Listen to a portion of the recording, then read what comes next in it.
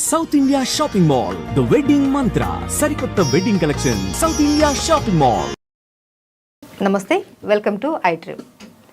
మోకాల నొప్పి అని హాస్పిటల్కి వెళ్ళంగానే అక్కడ నుంచే మొదలవుతుంది మనకు వేలల్లో ఖర్చు. కానీ రూపాయి ఖర్చు లేకుండా మనం మోకాల నొప్పులను తగ్గించుకోవచ్చు అని మీకు తెలుసా? ఎగ్జాక్ట్లీ అండి. దీని గురించి మాట్లాడడానికి మనతో పాటు ఉన్నారు ప్రముఖ ఆయుర్వేద వైద్య నిపుణులు డాక్టర్ చిట్టిబొట్ల మధుసూదన్ శర్మ గారు. అయితే రూపాయి ఖర్చు లేకుండా మోకాల నొప్పులను మనం ఎలా కంట్రోల్ చేసుకోవచ్చు అన్నది ఆయన మాటల్లోనే అడిగి తెలుసుకుందాం. నమస్తే సార్. నమస్తే సార్. ఏంటి సార్ మోకాల నొప్పి అని మనం ఏదైనా హాస్పిటల్కి వెళ్తే ఈ టెస్ట్ అని ఆ టెస్ట్ అని ఈ మెడిసిన్ అనేసి చాలా రకాల మెడిసిన్స్ వాడేసి వేలల్లో ఖర్చు అయిపోతున్న రోజులు ఇవి. కానీ మీరు అసలు ఖర్చు లేకుండా మోకాల నొప్పుల్ని కంట్రోల్ చేయొచ్చు అనేసి చెప్తున్నారు. అది ఎలా సాధ్యం? ఏంటి మీ దగ్గర ఉన్న చిట్కా? చాలా మంచి ప్రశ్నమ్మా. మీరు అన్నట్లు వేల రూపాయలు లక్ష రూపాయలు ఖర్చు పెట్టుకునేటువంటి పరిస్థితి అమ్మా మోకాళ్ళ నొప్పుల సమస్య. రెండవది, పూర్వకాలము వయస్సు వచ్చినటువంటి వాళ్ళలో ఉండేటువంటి సమస్య అయితే ఈ రోజుల్లో 25 సంవత్సరాల నుంచే చాలా మందిలో మొదలయ్యేటువంటి పరిస్థితి ఏర్పడుతుందమ్మా. దీనికి 1,00,000 కారణాలు. మరి ఈ మోకాళ్ళ నొప్పుల సమస్యకి ఖర్చు లేని వైద్యాలు చాలా ఉన్నాయమ్మా. ఇప్పుడు ఒక వైద్యం గురించి చెప్తాను చూడమ్మా. పైసా అంటే పైసా ఖర్చు అక్కర్లేదమ్మా.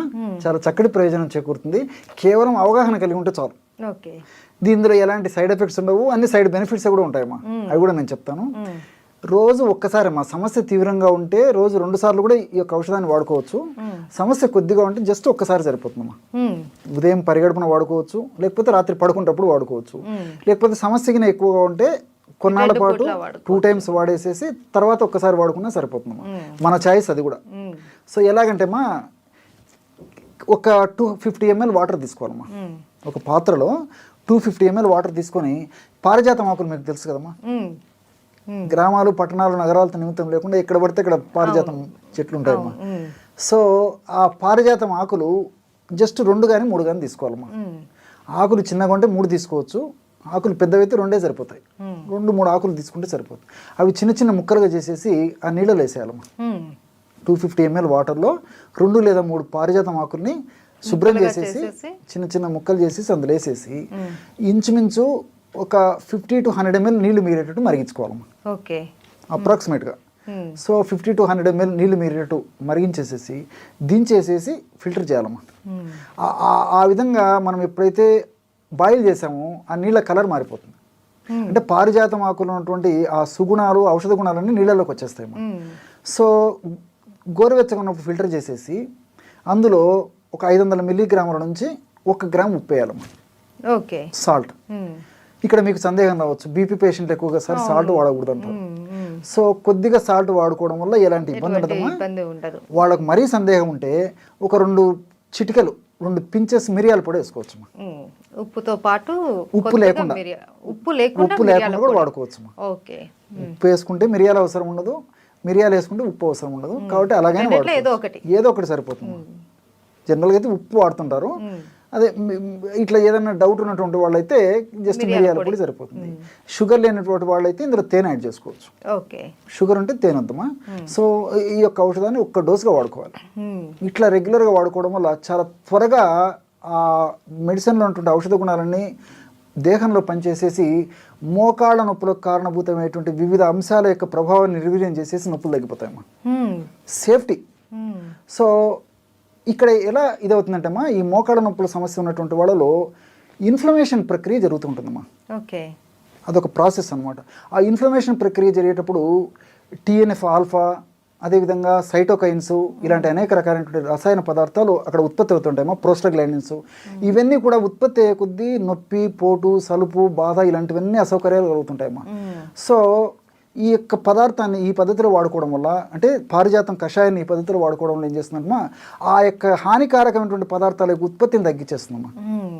అట్లే అవి చేసేటువంటి హాని అంటే నొప్పి, పోటు, సలుపు ఇవన్నీ దానివల్లనే కలుగుతున్నాయి. కాబట్టి ఆ యొక్క శక్తిని నిర్వీర్యం చేసేస్తుంది, ఉత్పత్తి తగ్గిస్తుంది.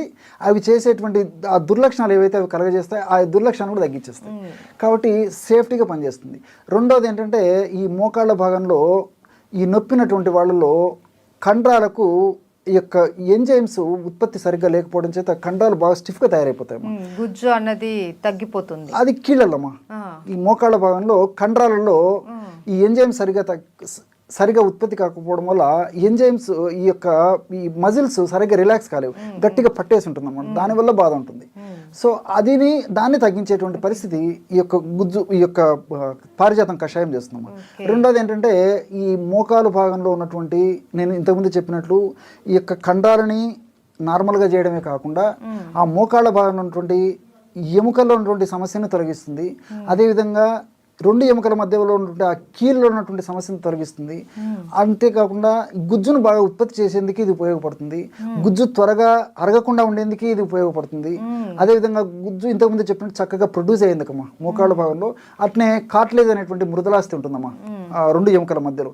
ఆ కార్టిలేజ్ని కూడా బాగా రక్షించేందుకు ఉపయోగపడుతుందమ్మా. దీనివల్ల మల్టిపుల్ బెనిఫిట్స్ ఉన్నాయి, చాలా బెనిఫిట్స్ ఉన్నాయి. మోకాలకు సంబంధించిన ప్రతి ప్రాబ్లం మనకు క్లియర్ అయిపోయింది. రెండోది ఏంటంటే ఆధునికంగా మనం ఆలోచించినప్పటికమ్మా ఇందులో ఆస్పిరిన్ లాంటి ఒక పదార్థం ఉందమ్మా, మిథైల్ సాలిసిలేట్ అని చెప్పి చెప్తుంటారు సర్వసాధారణంగా.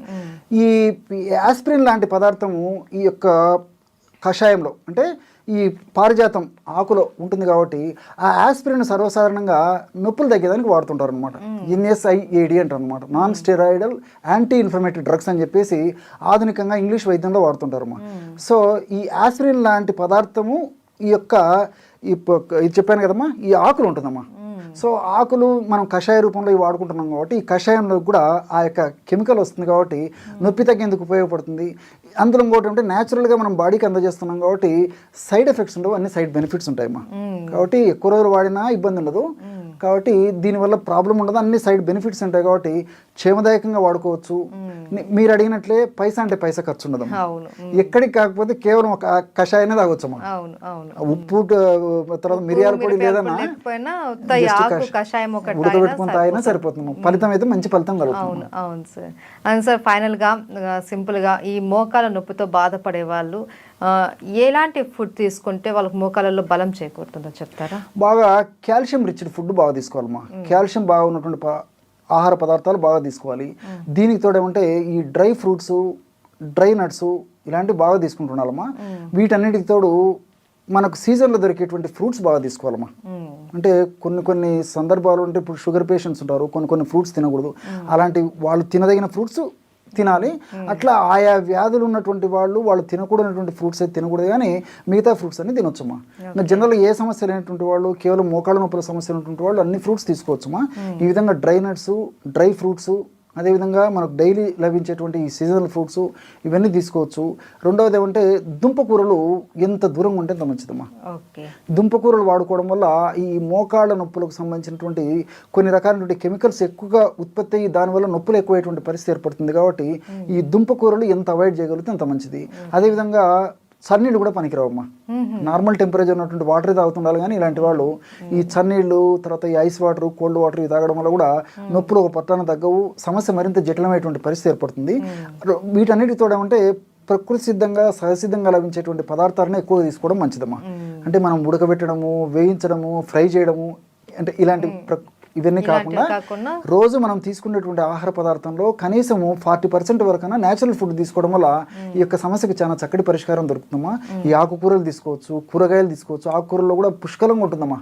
ఈ మోకాళ్ళ పోషణకు ఉపయోగపడేటువంటి అనేక రకాలైనటువంటి సూక్ష్మ పోషకాలు కూడా చాలా ఉంటాయి కాబట్టి ఈ ఆకుకూరలు తీసుకోవచ్చు, కూరగాయలు తీసుకోవచ్చు. నేను ఇంతకుముందు చెప్పినట్లు పళ్ళు తీసుకోవచ్చు. వీటన్నిటిలో కూడా ఫైబర్ ఉంటుంది. ఫైబర్ కూడా ప్రత్యక్షంగా పరోక్షంగా మోకాళ్ళ నొప్పులకు ఉపయోగపడుతుందమ్మా. కాబట్టి ఇలాంటి ఆహార పదార్థాలు తీసుకోవడం వల్ల మోకాళ్ళ నొప్పుల సమస్య త్వరగా తగ్గిపోతుంది. ఒకవేళ సమస్య లేకున్నటువంటి వాళ్ళకైతే ఆ సమస్య అంత చిన్న వయసులో రాకుండా కూడా ఉంటాయమ్మా. Thank you so much sir. నమస్తే.